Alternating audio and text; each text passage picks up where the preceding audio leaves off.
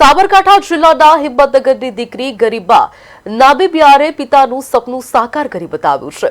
Gujarat high court દ્વારા આયોજિત civil જજ કેડરની પરીક્ષામાં ગરીબાએ માત્ર 25 વર્ષની ઉંમરે પ્રથમ જ પ્રયત્નમાં સમગ્ર ગુજરાતમાં ત્રીજો ક્રમ મેળવી જિલ્લાનું નામ ગૌરવભેર ઉજ્જવળ કર્યું છે।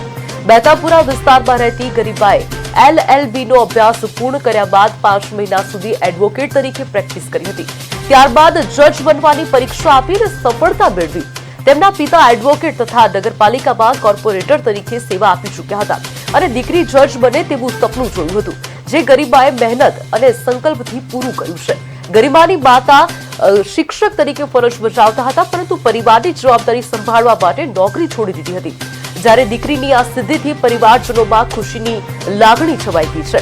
હિંમતનગર શહેર અને મહેતાપુરા વિસ્તારમાં ઉજવણીનો માહોલ જોવા મળી રહ્યો છે। ગરીબાની આ સફળતા અનેક યુવાનો માટે પ્રેરણા સ્ત્રોત બની છે અને સાબિત કર્યું છે કે મહેનત, લગન અને પરિવારના આશીર્વાદથી કોઈ પણ સપનું સાકાર કરી શકે છે।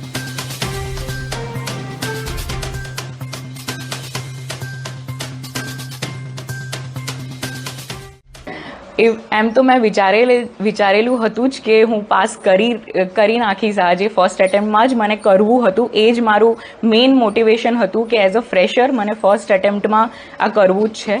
સ્ટેન્ડર્ડ 6થથી આ મારું ગોલ હતું, મારા પપ્પાનું ડ્રીમ હતું, જે આજે મેં ફૂલફિલ કર્યું છે અને હું પણ હજી પ્રોસેસને સિંક ઇન કરી રહી છું। મને બી નથી ખબર કે આ ફિલિંગ થઈ ગયું છે, આ રિયાલિટી છે, એ હજી હું બિલીવ જ કરી રહી છું, પ્રોસેસને જસ્ટ સિંક ઇન કરી રહી છું। આ તો જજ બનવાનું જ છે, આ તો જજ બનવાનું છે। અમે બધા સાંભળતા હતા, તો પછી આપણને એ વખતે કશું ખબર પણ નથી એને, પછી એને બી એટલું બધું ખબર ના હોય, એ તો નાની છોકરી હતી ત્યારે। પછી થોડા મોટા થયા 6, 7, 8, પછી એને બી પણ એવું જ હતું, મારા પપ્પાના સપના પૂરા કરવું છે। એને સાથે સાથે એ પણ બહુ હાર્ડવર્ક કર્યું છે મારી બેબીએ, અને 1-2 વર્ષથી એને ચાલુ છે એને એ ભણવાનું બધું।